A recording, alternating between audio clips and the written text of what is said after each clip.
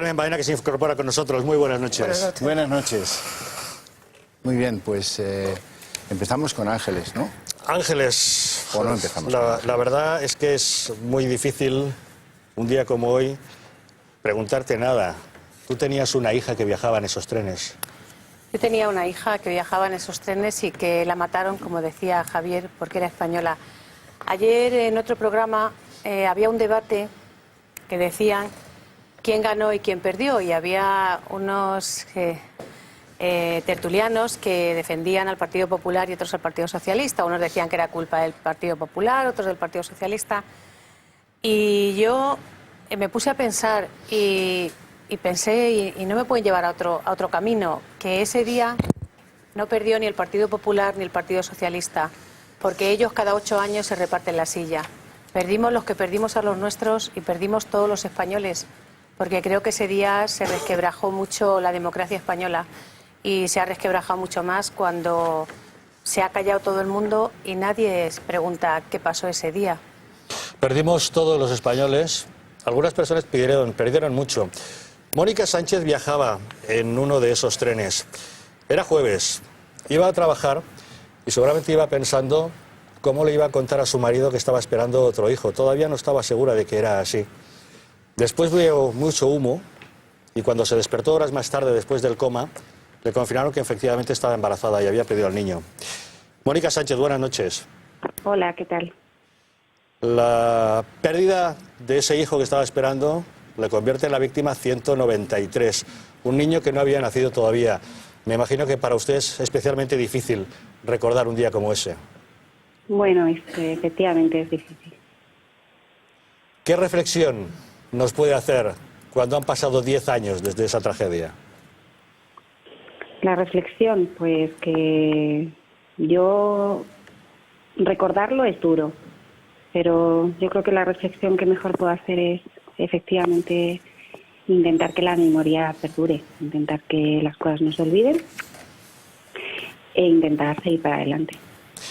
Yo no quiero hacerle reconstruir los momentos más difíciles, pero cuéntenos qué pasó. Usted viajaba en un tren y de repente, ¿qué ocurrió? Pues yo viajaba en el tren que paró en Atocha, Renfe, y el tren pues paró con normalidad. Las puertas se abrieron, los pasajeros se bajaron, los que quedábamos de pie ocupamos los asientos que quedaban libres, las puertas se cerraron y los trenes explotaron. Y eso fue así. A usted la dieron en esa secuencia. La dieron por muerta. Cuando llegó al hospital pensaban, con los pulmones encharcados como tenía y una brecha en el cráneo, que quizá no podría salir adelante. Sí, entré muy grave, pero hicieron un trabajo espectacular conmigo en aquel hospital. Entré muy grave, pero pues, imagino que con muchas ganas de vivir. Mónica, ¿le han quedado a usted secuelas Grave. físicas hoy en día? Una secuela auditiva muy grave y, bueno, pues dolores, cicatrices, recuerdos, esas cosas. Usted ha hecho también un gran trabajo después, ha recompuesto su vida, la vida sigue adelante, ya me imagino que nada volverá a ser igual, pero supongo que después de una experiencia de ese tipo y de haber sufrido lo que se ha sufrido, uno tiene más ganas de vivir que nunca y de que estas cosas terminen y no vuelvan a ocurrir jamás, ¿no? Pues sobre todo, efectivamente, te sientes distinto, eres distinto después de aquello, no quedas igual y ya no piensas igual y te quedas con seguir adelante. Tampoco tenemos muchas más opciones, o sigues, es decir, pelear y un poco pues ocupar el sitio que realmente tenemos que ocupar, ¿no? El sitio que realmente debemos ocupar. Supongo que también las asociaciones de víctimas. En los últimos 10 años hemos visto lamentablemente que estaban como separadas. Afortunadamente parece que en un día como hoy han decidido conmemorar juntos una efeméride como esta. Ya iba siendo hora, ¿no?, que todos estuviéramos en el mismo lado. Bueno, yo pienso que como víctimas todos hemos estado siempre en el mismo lado. Es cierto que también como víctimas podemos tener discrepancias. Una discrepancia no separa a las víctimas. Yo puedo pensar una cosa y otra víctima puede pensar otra. Son discrepancias como las que podemos tener en casa. Es decir, pero somos víctimas. A mí me une el mismo dolor que Ángeles, por ejemplo, que está ahí. Yo soy una herida y ella es una madre de una chica asesinada. Es decir, las dos hemos pasado, yo lo mío y ella lo suyo. Es decir, no. Yo pienso que no se puede hablar de división. La palabra división no es una palabra justa que nos defina. Yo pienso que podemos tener discrepancias, las seguiremos teniendo o no las seguiremos teniendo, pero yo creo que no es que nos hayamos juntado porque es el 10º aniversario de los atentados. Yo creo que a lo largo de 10 años nos hemos visto muchas veces en muchos sitios. Entonces, bueno, pues... Nos alegramos que en un día como hoy hayamos estado todos juntos en la conmemoración de lo que realmente importa, la memoria de las personas que nos dejaron y el deseo de que las víctimas cuenten con todo nuestro apoyo. Mónica Sánchez, muchas gracias. Claro que sí. Mónica. Hola, Ángel. Hola, un beso fuerte y estoy totalmente de acuerdo contigo. Creo que nos hemos visto y nos hemos reunido muchas más veces de lo que la gente piensa. Sí. Y además yo creo que es sano que tengamos discrepancias y que cada uno podamos pensar igual. Y estoy de acuerdo totalmente contigo. Al final es más lo que nos une que lo que nos pueda separar. El trabajo que hacemos, Ángeles, y lo más importante, el trabajo que hacemos Claro por que nosotros y por todos ellos, es decir. Pues un beso. Bueno, Pues nos un beso. alegramos mucho. Adiós. Mónica Sánchez, muchas gracias por atender la llamada del gato y muy buenas noches. Venga, hasta luego. Ángeles Pedraza, triste, pero supongo que con el sentimiento reconfortante de sentirse respaldada. Hoy daba la impresión de que todos estábamos ahí, ¿no? Todos. Yo creo que este año ha sido el peor para mí, el peor, y con mucha diferencia. No sé si por el significado del 10º aniversario, no sé por qué, pero para mí ha sido dolorosísimo. Lo he llevado muy mal, peor que nunca, me ha quitado el sueño más que nunca y aunque cada minuto de mi vida me acuerdo de mi hija, era tan punzante el dolor ayer, sobre todo, que no sabía cómo iba a poder enfrentarme al día de hoy, de verdad. Sin embargo, tengo que decir que también me he sentido muy respaldada, hoy muy querida, de verdad. Yo cuando he salido hoy del funeral me he sentido tan reconfortada con las palabras de Su Majestad el Rey, yo creo que no faltaba casi nadie en el funeral, había representación de todos los estamentos, había ciudadanos, había víctimas, me ha gustado mucho cómo han hecho el funeral y he llegado al retiro ya mucho más tranquila por lo que iba a decir, por lo que sentía y cuando he terminado en el retiro he pensado que, bueno, pues dentro de todo lo malo, dentro de todo el dolor, había sido un acto bonito. Un acto que se merecían hoy todas las víctimas. Bonita, muy bonita era la carta que ayer dirigías a tu hija, que leímos aquí, que nos conmovió a todos. Hoy hemos podido ver, pues eso, a la familia real, a los políticos de este país, a las víctimas, hemos visto a las autoridades religiosas, hemos visto, bueno, el funeral, los homenajes, todo eso. ¿Qué tal si escuchamos y el presidente del gobierno, A ver, Mariano Rajoy, ha venido a destacar justamente eso, que ha estado presente en los actos y en la Eucaristía, ha venido a destacar exactamente la unidad que se respiraba un día como hoy. El 10º aniversario de uno de los atentados más terribles que se ha producido en España nunca. Y lo hemos celebrado todos unidos. Creo que eso es muy reconfortante, creo que eso es muy positivo y al final el objetivo es que las víctimas se sientan reconfortadas, que estos actos terroristas no se vuelvan a producir nunca más y que la sociedad española derrote de manera definitiva el terrorismo. Ángeles Pedraza, ¿tú tienes la sensación de que había algo que cerrar? Que hasta... No, es que yo no quiero que se cierre. No. Me refiero a, sí, había heridas, a restañar una especie de deuda de los españoles con las víctimas.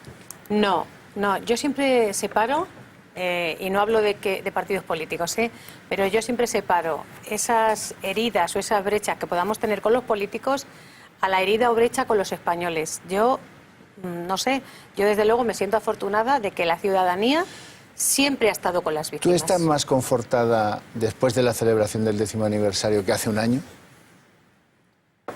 De sentimientos de unidad, sí. De dolor, no, porque sigo igual. Sigo igual. Estamos hablando de unidad, quizás de manera innecesaria. O sea, debería darse por supuesto que ante este tipo de cosas hay siempre unidad. Pero tenemos esa extraña sensación de que las asociaciones de víctimas no siempre han estado tan juntas como deberían. ¿Qué es lo que ha ocurrido? No, de verdad, yo creo que aquí en vuestro programa lo he dicho año tras año y de verdad lo reitero. Nunca hemos estado tan separadas como decían los medios de comunicación. Lo que pasa que, como decía Mónica, el ser víctima no tiene por qué hacer que pensemos todas igual. Yo en la asociación de Ángeles Domínguez piensa de una manera, en la asociación de Pilar Manjón ella piensa de otra y yo de otra. Ni yo le puedo rebatir a ella ni ella a mí, nos tenemos que respetar. Pero de verdad que luego al final nos unía mucho más el dolor. Pues, pero ella, o a Ángeles o a Pilar le gustaba hacer los homenajes de una forma, a mí de otro. Entonces, al no hacerlos conjuntos, siempre se hablaba de la desunión. Por eso este año hemos intentado hacer algunos juntos, pero no hemos estado más unidas que nunca. Eso tampoco es verdad. Hemos estado igual que siempre, que nunca hemos estado separadas. Pero hoy teníamos que un poco reflejarlo para que se viera. Pero de verdad que nosotros hemos tenido muchas reuniones a lo largo del año pasado y nos hemos visto muchísimas veces. Ángeles, ¿qué es lo más positivo que has oído decir hoy algún político o que te haya dicho hoy algún político español? Pues no sé, porque todos me han demostrado cariño, pero quizá me quedo con que ayer hubo políticos que dijeron que había que seguir investigando el 11M. Me quedo con lo de ayer, mejor. Muy bien, tenemos algunas declaraciones de políticos hoy y vamos a ofrecérselas, vamos a verlas. Día de la unidad de toda la sociedad española para recordar esta enorme tragedia, recordar a los que fallecieron en ella, a los que sobrevivieron. A reafirmar la unidad de todas las fuerzas políticas, combatiendo el terrorismo, evitando teorías conspirativas. Intentar sembrar dudas nos parece, intentar mantener la teoría de la conspiración viva 10 años después, nos parece que sigue siendo una afrenta a las propias víctimas. Creo que hoy es un día importante porque hay y ha habido, y la va a seguir habiendo a lo largo del día, una unidad democrática en recuerdo de las víctimas y también en el compromiso de defender las libertades públicas. Es el día del dolor, es el día del recuerdo y es el día de asegurarles a todas las víctimas que jamás las olvidaremos. Bueno, pues yo creo que los tenemos que acompañar siempre y yo creo que actos como el de hoy, que tratan de mantener vivo el recuerdo, sin duda su dolor es imposible, pero lo puede atenuar por ver que están acompañadas. Que hoy lo que toca es lo que estamos haciendo, que es manifestar nuestro apoyo a las víctimas del terrorismo, especialmente a las del atentado terrible de hace 10 años. Destacar la unidad de todos frente al terrorismo. Bueno, son las valoraciones en un día como hoy. ¿Qué valoración podemos hacer? Pues yo la valoración que hago es que es la primera vez que han estado todos los partidos políticos. Bueno, eso también es llamativo. Sí, y además yo se lo agradezco a todos porque hoy en el Parque del Retiro ha estado Izquierda Unida, ha estado el Partido Popular, ha estado el Partido Socialista, ha estado UPyD y ha estado Vox. O sea, han estado todos. Y yo lo agradezco muchísimo. Tengo que decir también, porque siempre al final tengo que ser un poco crítica, que como otras veces hemos invitado también a los sindicatos, que luego siempre nos tachan de que por qué no somos, que siempre somos fascistas, que nunca invitamos tal. Bueno, pues como cada año hemos invitado a los sindicatos. Tengo que decir que Comisiones Tocho contestó que tenía otro compromiso y no podía asistir.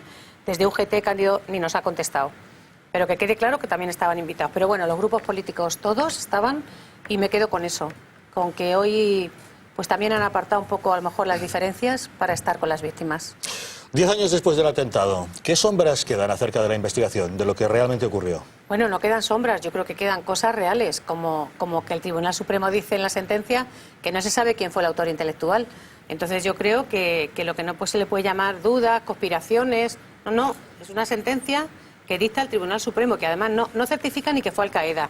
Dice que fue alguna célula yihadista, que no se sabe si fue Al-Qaeda, y que no se sabe quién fue el autor intelectual, con lo cual queda claro que no sabemos la mitad.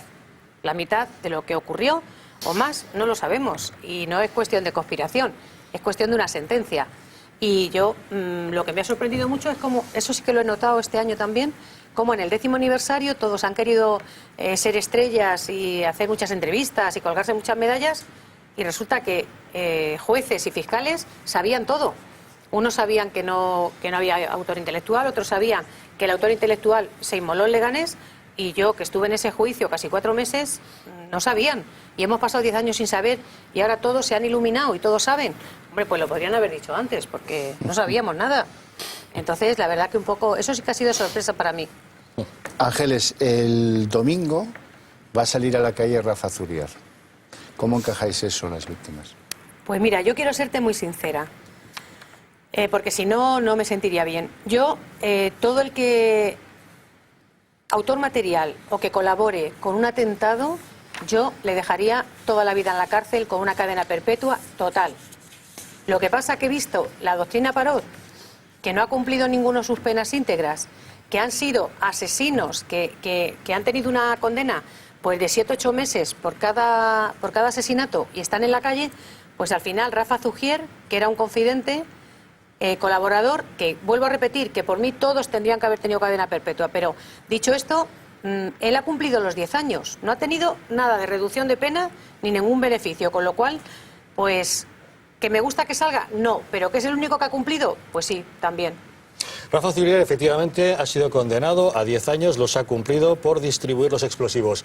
Él mismo ha hecho pública una carta diciendo que espera que algún día se sepa toda la verdad y que por su parte tiene la conciencia totalmente tranquila. Confío en que algún día se sepa la verdadera verdad.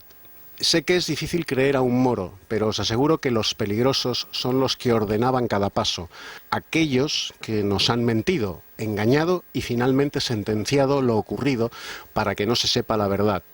No me importa seguir siendo el saco de boxeo que os han puesto delante para que descarguéis vuestra ira. Tengo la conciencia súper limpia y sin rencor hacia los que sabían lo mismo que yo.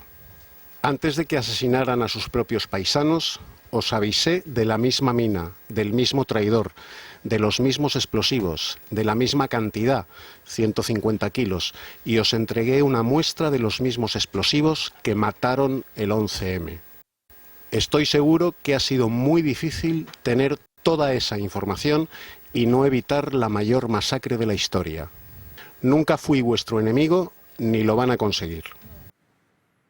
Esa carta, Rafa Zuriar, se la remitió a usted misma. Sí, hace como 3 años me llamó el director de la cárcel y donde está y me dijo que había una carta que venía para mí, se lo agradezco al director, que no quería que fuera un impacto al recibirla, pero que tenía que salir puesto que no era ofensiva ni...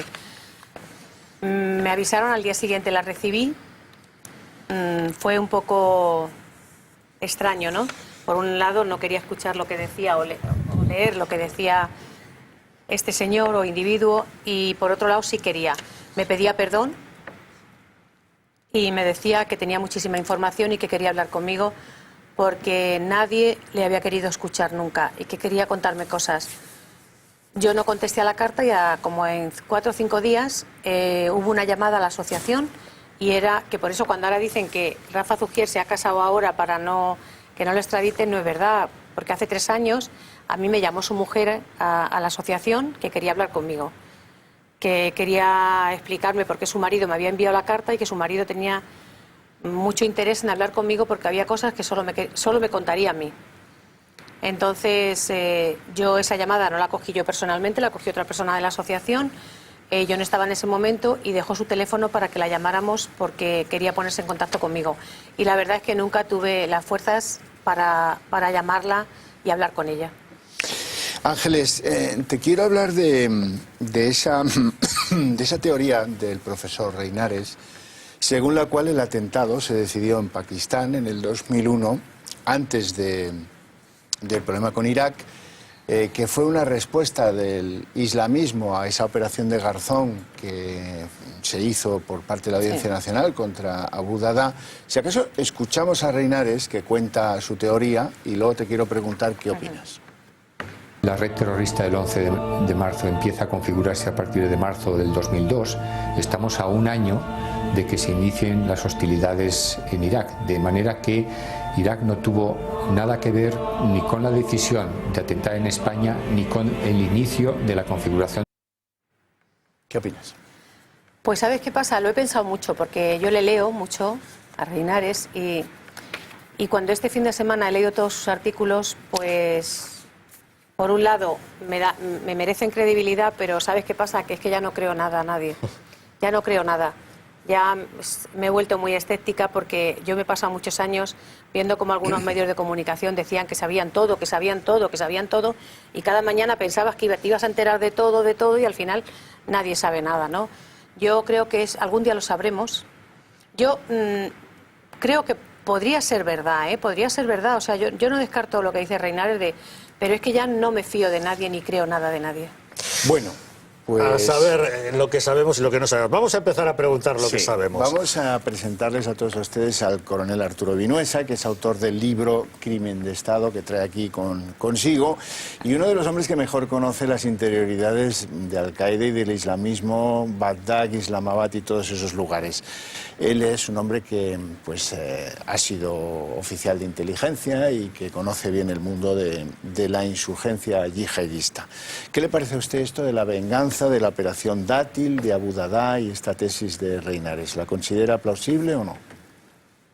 Todas las teorías pueden tener parte de veracidad o de credibilidad. De todas formas, yo pienso que el terrorismo yihadista va más allá de cualquier objeto puntual. No creo en absoluto que esto fuese una venganza por la actitud tomada por el presidente Aznar en cuanto al envío de fuerzas en la guerra de Irak, en absoluto. Es más, creo que su sucesor actuó de una forma poco leal, que es algo en lo que han caído los partidos políticos en este suceso, en este triste suceso. Se empezó la investigación siguiendo una línea de investigación falsa, falsa o por lo menos difícil de comprender. Desde muy antiguo, todas las líneas de investigación siempre se han empezado por dos teorías. Uno que es, primero y principal, busca el motivo, que los franceses lo identifican con la mujer, chercher la femme, y en realidad busca el motivo. El motivo no se ha buscado. La otra línea de investigación es antiquísima, quid prodest. ¿Quién sale beneficiado de esto? ¿Y ahí quién salió beneficiado? Hombre, por supuesto el Partido Socialista. Políticamente el Partido Socialista, sin vuelta de hoja. Y la actitud del Partido Socialista durante todos estos días sucesivos a la masacre, fue de una falta de lealtad, crimen que no se ha juzgado, Es una falta de lealtad al Estado. El Estado es la patria, no es el gobierno. El gobierno lo ocupa un partido u otro dependiendo de las elecciones. Pero el Estado es la herencia que dejan nuestros mayores, nuestras víctimas, los que trazaron una línea histórica para la grandeza de un país. Esa es la patria. ¿Y fuera de España quién se benefició? Fuera de España se benefició el yihad, la yihad. Fuera de España, la yihad.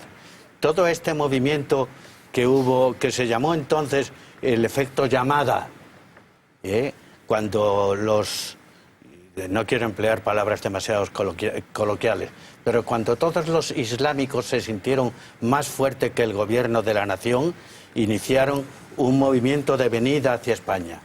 Las consecuencias las estamos viviendo ahora en Ceuta y Melilla, cuando saben que el gobierno está manteniendo una línea blanda, es un efecto llamada, se les invita a que venga. Y yo recuerdo perfectamente que la línea del Partido Socialista entonces, era tildar al gobierno del PP, al Partido Popular, de gente cruel, que no se sentía llamada a la misericordia de aquellos pobres muertos de hambre que buscaban una vida mejor. Y, en fin, esa ha sido la política normalmente del Partido Socialista. Porque no actúa defendiendo una línea política, entelequia o no. Actúa criticando al contrario y tachándolo de contra. El PP va contra la mujer, el PP va contra la enseñanza, el PP va contra los enfermos. Es exaltar al contra. como la línea que se sostiene. Son muchos los interrogantes abiertos todavía. Don Ignacio López Bru, autor de Las cloacas del 11M. ¿Quién puso las bombas al 11M? Bueno, las bombas, lo que creo es que desde luego no las pusieron. Para empezar, los 7 personajes que murieron en Leganés, que empieza la sentencia de la Audiencia Nacional de una manera de lo más efectista, nombrándolos a todos y diciendo que todos ellos colocaron las bombas, y después en ningún lugar de la sentencia aparece ningún estudio, ni informe, ni vestigio, ni nada que acredite esa afirmación tan campanuda con la que se inauguró la sentencia. Tampoco, por supuesto, que la puso Jamal Zugam. Creo, es una cosa que no es que crea, sino que son investigaciones que han hecho mucha gente, yo también las he hecho. Para mí, el atentado del 11M no es un atentado islamista. En el 11M hay 2 conspiraciones muy claras, ¿no? Quiero hablar un momento antes con esto de la conspiración, ¿no? O sea, ahora todo el mundo, ¿no? Cuando tiene que denigrar a alguien le llama conspiranoico. Bueno, yo simplemente voy a leer una frase que dijo Felipe González cuando le quitaron el poder en el famoso libro que escribió con Juan Luis Cebrián, el futuro ya no es lo que era, me parece que se llama el libro ese. Entonces, en ese libro describe el acoso que le hizo el PP para quitar el poder, y lo llama que algún día se verá que esta trama conspirativa, ¿no?, que llevó al PP al poder, se reflejó después en las operaciones de control financiero, económico, mediático. Es decir, la izquierda siempre que no ha estado en el poder, le han quitado el poder por conspiraciones, sea por que se han unido la Iglesia, la CIA, los obispos o quien sea. Ahora, cuando resulta que hay un atentado 3 días antes de las elecciones, con 200 muertos, que a los 2 días de las elecciones se mandan los 10 vagones, se mandan al chatarrero y a la fundición. O sea, en Lockerbie, por ejemplo, en el atentado de Lockerbie, lo que se hizo fue reconstruir, se puso un hangar enorme y se fueron reconstruyendo todas las piezas del avión siniestrado, y al final se recompuso todo el avión. Aquí en el 11M, que es una imagen metafórica pero que dice muy bien lo que es una cosa y otra, en el 11M lo que se hizo con ese avión, si lo hubiera, en este caso los trenes, fue descomponerlos, mandarlos al chatarrero y hacerlos desaparecer. Bueno, si eso no es una conspiración, que venga alguien y que me lo cuente, ¿no? Ahora hablamos de conspiraciones y sobre todo de motivos, pero hablemos de los responsables intelectuales. El propio juez Javier Gómez Bermúdez reconoce que no sabemos quiénes son los autores, los intelectuales realmente de este atentado. Lo que siempre podremos pensar, y es lícito, me parece honestamente intelectualmente saber reconocerlo, es que alguien les tiene que dar la idea. No sabemos quién, pero es que eso queda extramuros del proceso penal. Nosotros tampoco lo hemos indagado, yo no lo he indagado. ¿Quién le da las ideas de atentar así? Pues no lo sé, pero poco tiempo antes se intentó hacer un atentado similar, se había hecho alguno más en el sudeste asiático. Bueno. Hoy es un día para dar las gracias a muchos que hace 10 años se portaron espléndidamente, que cumplieron y con creces más allá del cometido que tenían asignado. Les hablo de bomberos, de policías, del SAMUR, de los hospitales, de la gente de los servicios sanitarios. Y muy pocas veces nos acordamos de los forenses, de la gente que abnegadamente tuvo que estar allí en un papel que ya se imaginarán ustedes que fue terrible. Pues identificando a las víctimas, pues viendo cómo ordenaban todo aquel caos. Carmen Baena es una de esas profesionales, fiscal de la Audiencia Nacional, que destacó en esos esfuerzos. Buenas noches, Carmen. Buenas noches. Díganos, ¿qué dificultades profesionales significaba pues ese, me imagino que aluvión de cuerpos, de restos humanos, de víctimas? Gran dificultad, porque es cierto que los forenses en Madrid, al menos, no estábamos acostumbrados a una catástrofe con víctimas múltiples, semejante número de víctimas. Hay que decir que, en cualquier caso, a pesar de que no había un precedente para nosotros y que nos vimos al principio un poco desbordados, se realizó, yo creo que de una manera bastante satisfactoria en cuanto a tiempo y en cuanto, en definitiva, la identificación del número de víctimas, cada una identificada de una forma indudable. La organización se puso en marcha por parte de, del Juzgado de Instrucción de Madrid, al que correspondió a priori la instrucción del caso, que luego pasó a la Audiencia Nacional, y por parte sobre todo del Instituto de Medicina Legal de Madrid. Nos fuimos solo médicos de Madrid, fuimos 68 médicos forenses los que asistimos al pabellón 6 del IFEMA a realizar las autopsias, y vinieron de otras comunidades autónomas a prestar su apoyo, lo cual agradecimos bastante, de la comunidad autónoma de Cataluña, Galicia, Baleares y Extremadura. Bien, tengo que decir que al margen de las cuestiones de sensibilidad, hay que suponer que nosotros, por muy acostumbrados que estemos a la muerte, no estamos acostumbrados a semejante panorama. No lo quiero describir tampoco porque siempre me he imaginado que describirlo es hacer daño, pero uno lo puede imaginar. Bueno, así empezamos a hacer nuestro trabajo aquel día. En las primeras 12 horas y media se habían concluido las 192 autopsias, y en las primeras 40 horas se encontraban identificados el 80% de los cadáveres. También quiero explicar las autopsias rigurosas, con la apertura de cavidades, no solo la identificación, sino el establecimiento de la causa y la data de la muerte, como cualquier otra autopsia. Y el hecho de que hubiera al principio baile de cifras, desde luego no es nada inhabitual, puesto que había parte de cuerpos que estaban absolutamente desmembrados. Estos quedaron en depósito durante un tiempo para hacer una identificación exclusivamente por ADN, y se tardó un poco más. Al final el número oficial fueron 192. Y también un poco, no por mí, sino por hacer un poco de homenaje al cuerpo al que pertenezco, a mis compañeros, quiero decir una cosa, que se nos felicitó por parte de algún médico forense de fama internacional, como puede ser un médico que se llama el doctor Nassam, que es un argentino de origen judío que trabaja en el Instituto de Medicina Legal de Tel Aviv, porque se reconoció la rapidez con que se había producido la identificación y la fiabilidad. Y también reconociendo que la gran ventaja que tenemos en España para hacer estas identificaciones con rapidez es el que existe un registro dactilar de cada uno de los ciudadanos, cosa que no ocurre en otros países. DNI. Nuestro DNI es muy útil a la hora de las investigaciones. DNI. Bueno, vamos a escuchar, si te parece, Carmen, si os parece, vamos a escuchar a las víctimas que decían hoy. Vamos allá. Hay muchísima gente que no se ha bajado de los trenes.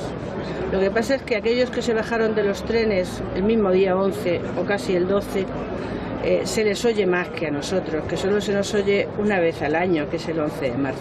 Señores políticos, quiero que no nos dejéis sufrir en la soledad y en la oscuridad.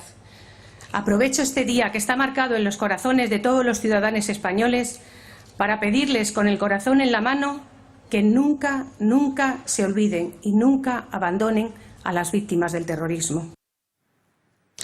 Ángeles Pedraza pidiendo que nunca se olvide, pero ¿quién cree usted que estuvo detrás de ese atentado?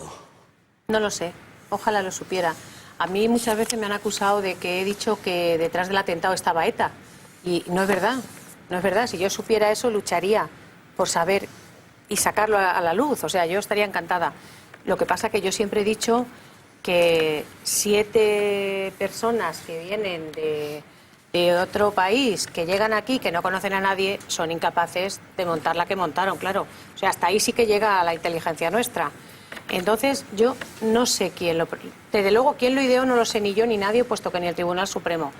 El autor material, solo hay un condenado, y una persona sola no pudo poner todas las bombas en todos los trenes. Entonces, es todo tan extraño. Por ejemplo, yo nunca he entendido cómo a Trasorra se le puede condenar a 4.000 años o no sé cuánto por el tema de la dinamita, que por supuesto que hay que condenarle, pero luego muchos de los que estaban ahí dentro de esa pecera en el juicio habían cometido muchos más delitos que él, y unos les condenaron a 10 años, otros a 12, o sea que yo realmente, de verdad, si tuviera una visión clara, aunque fuera equivocada, pero que yo lo pensara así, de quién fue, lo diría. Pero el problema es que yo no lo sé. Lo que también tengo la esperanza es que sé cómo somos los humanos y que algún día lo sabremos. Algún día, cuando a alguien le dejen de pagar o no le den lo que quiere o tenga algún cargo de conciencia, lo sabremos. Eso me gustaría preguntarle al coronel Vinués, autor de Crimen de Estado. ¿Usted cree que algún día los españoles nos enfrentaremos con este asunto y tendremos una verdad incuestionada de lo que pasó, de quién ordenó las cosas, de por qué se hicieron las cosas? Absolutamente no. No. Los poderes políticos no dejarán que esto aflore a la luz pública y lo seguirán ocultando el tiempo que puedan.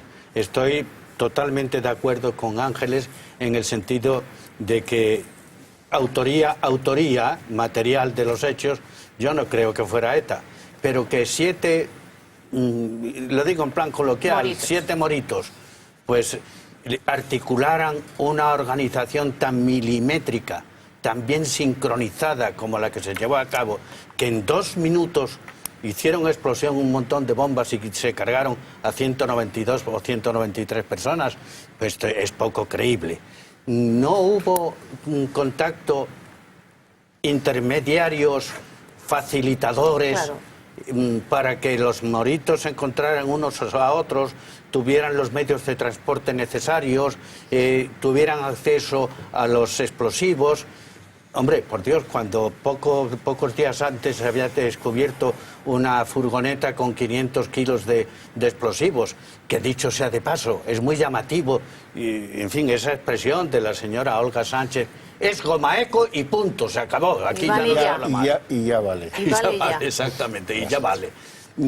Esa otra expresión de que todo aquel que sugería una línea de investigación distinta era un conspirador.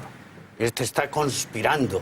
Hombre, no, mire usted, lo que pasa es, lo he dicho antes, es chercher la femme, es cui prodest, ¿quién se beneficia de esto? O bien chercher l'argent, que también lo dicen mucho los franceses. Sí, esto va en línea de lo que decía don Ignacio. Bueno, esto... el 11M es un golpe muy complejo. Yo creo que desde luego que fue un golpe de Estado, ¿no?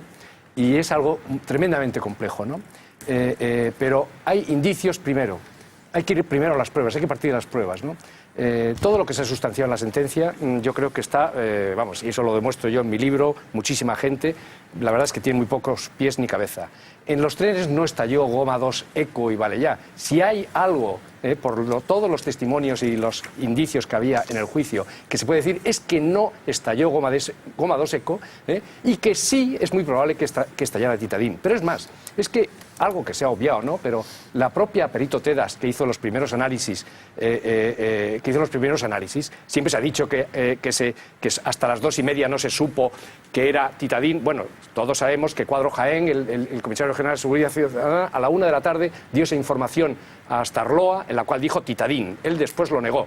Pero es que eso es absolutamente cierto, vamos, convencido que fue así, porque la propia perito Tedas, en el juicio, dijo que ella había hecho los análisis por la mañana. Entonces, al haberlo hecho por la mañana, es lógico que cuando le pidieron información a su jefe máximo, pues que diera la información que le dieron. En los trenes, después, como se vio en la pericial, y aunque le hayan dado la vuelta como quieran darle, yo en el libro lo demuestro absolutamente, y por supuesto, más que yo, Antonio Iglesias en el libro Titadín, en los trenes estalló titadín. Entonces, ¿esto qué quiere decir? Bueno, los atentados de esto yo creo que se hicieron con las señas de identidad de ETA, lo cual no quiere decir que fuera ETA. Eso es que siempre he dicho. Estaba... Y entonces, para entender lo que ha pasado seguramente tendremos que ir al principio, tendremos que ir a todos esos falsos atentados que fueron falsos atentados de ETA. La caravana de Cañaveras con 500 kilos, estos señores que recogieron en la caravana y dijeron que iban a poner 12 bombas en Baqueira Beretta, los trenes, dijeron 12 bombas 6 días antes de los atentados y después explotan 12 bombas. Están encaminando todo, entre otras cosas, para que el gobierno crea que va a haber un gran atentado. Es muy importante y desde luego todo el mundo debería leerse, porque eso nadie ha podido rebatir. El primer agujero negro de Fernando Múgica, que fue donde fue fundamentalísimo, ahí da un dato muy importante para saber un poco de la intrahistoria de lo que pudo haber ocurrido, ¿no?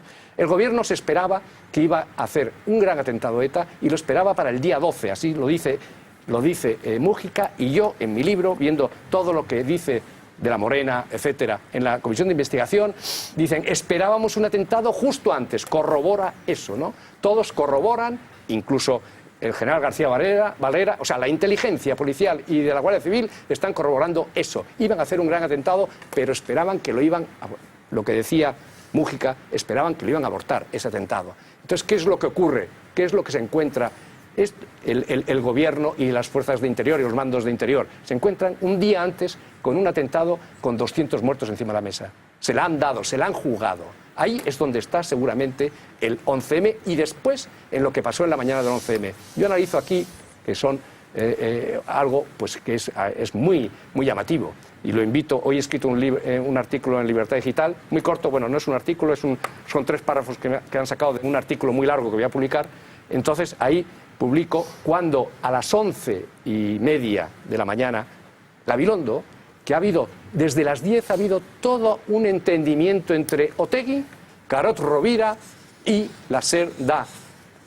Pone los micrófonos, se los pone a Carod Rovira, al mundo de ETA, porque está allí Jonan Fernández del Carri, y entonces él hace una soflama, Gabilondo, pidiendo, cuando todo el mundo pensaba que era ETA, pidiendo una negociación, dice, queremos un tiempo nuevo, unos pactos como los de la Moncloa, tenemos necesidad de que haya políticos que hagan política mayor, para traer un pacto que era una negociación con ETA, estaba proponiendo una negociación con ETA, algo tan increíble que después Aznar se negó en el famoso, eso que dijo a las 2:30, España no va a cambiar de régimen ni porque los terroristas maten ni porque vayan a matar. Y es a partir de entonces cuando se empieza a islamizar el atentado. Ignacio, por si los espectadores no lo recuerdan, la cadena SER, con Gabilondo, en sus informativos, fue quien dijo que la autoría estaba clara, que habían sido los yihadistas, que se habían inmolado y que lo demostraban pues llevar varios trajes blancos puestos.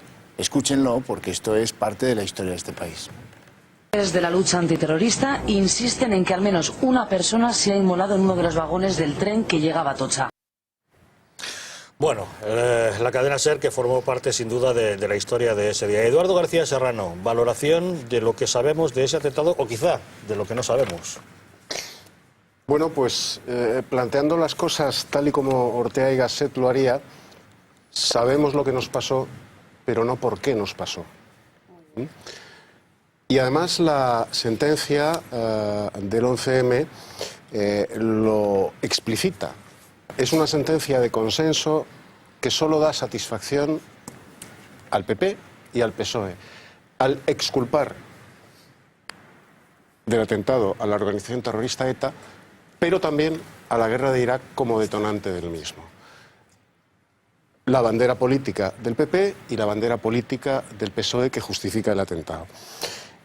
A mí se me hace muy difícil por la historia de ETA pensar que ETA no tuvo nada que ver en los atentados, ni siquiera dando su nihil obstat a que sucedieran. Y me explicaré. Hay 2 atentados terroríficos de la organización terrorista ETA que a fecha de hoy nadie ha querido otorgarle la autoría a ETA. Estoy hablando del Corona de Aragón y del atentado del avión en Oizmendi, en el monte Oiz, en el que muere Gregorio López Bravo, con un misil tierra-aire disparado por un terrorista de ETA. Unas semanas antes se descubre en un zulo de ETA, se descubren misiles tierra-aire.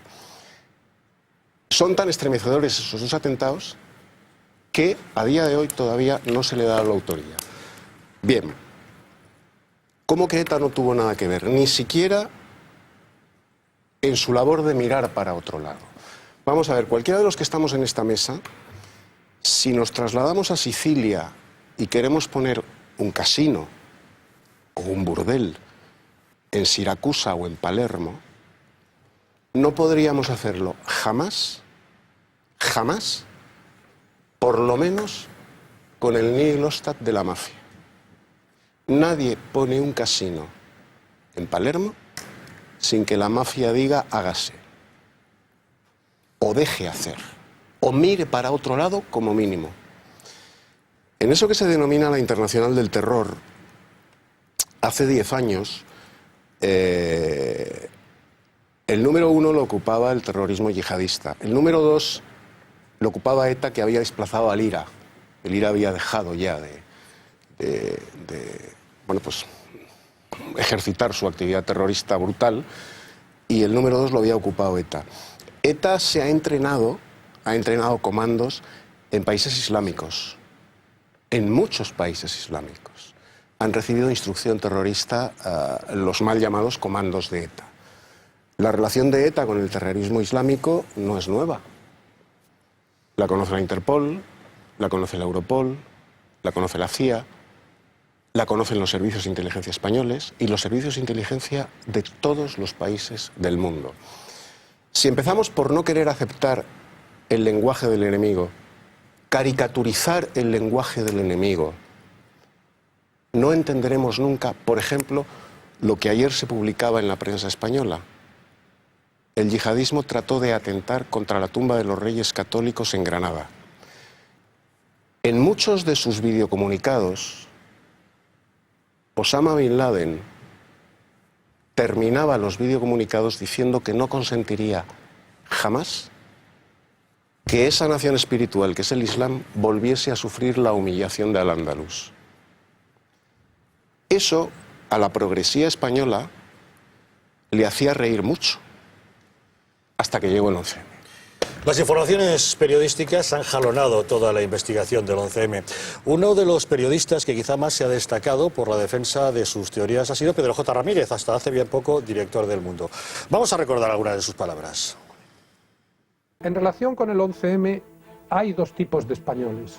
Una minoría que sabemos lo que no sabemos, es decir, lo que no se sabe del 11M, y una mayoría que ni siquiera sabe lo que no se sabe y sigue viviendo como si esa terrible matanza terrorista no hubiera sucedido.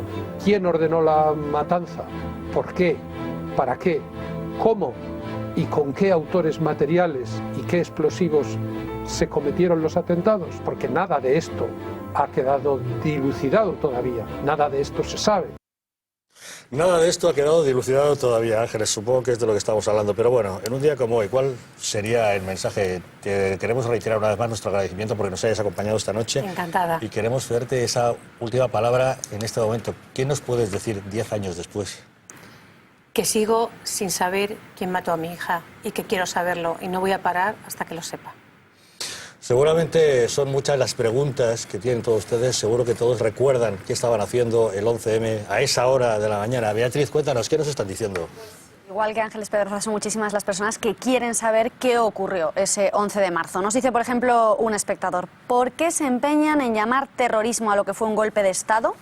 Eso es lo que se pregunta un espectador, mientras que otro dice, yo sigo queriendo saber si eso es estar en la teoría de la conspiración, pues vale, estoy. Moni nos dice, no nos han contado más que mentiras. Se hace una madeja a partir de un hilo, la mochila de Vallecas, hilo sacado de la manga. David López dice, mientras existan los dos partidos, PP, PSOE, implicados en no destapar sus desvergüenzas, no conoceremos la verdad del 11M. Y José Luis Sánchez nos dice, lo de llevar los vagones al chatarrero para destruirlos es de un país bananero. Es increíble. Y bueno, igual que antes leíamos un tuit polémico de Max Pradera, hay otro tuit que está siendo muy retuiteado, que está siendo muy comentado y criticado en las redes sociales, y es de un actor de TV3, del programa Polonia en concreto, se llama Tony Alba, que en el aniversario del 11M no se le ocurrió otra cosa que tuitear. Dice, el Estado español ha causado más muertes a lo largo de la historia que todos los grupos terroristas juntos. Está siendo muy comentado y nos piden que por favor lo comentemos. Pues menuda barbaridad. Lo que tenemos que ver. Menuda barbaridad, efectivamente. Ángeles Pedraza, muchísimas gracias por habernos acompañado. Gracias a vosotros, porque ya estuve aquí el año pasado también, el día 11. Me parece que además estuvo Carmen. Y os agradezco mucho que sigáis llamándonos para que sigamos adelante en esa investigación, que no sabemos quién la hará, pero que queremos que se haga. Muchas gracias por acompañarnos.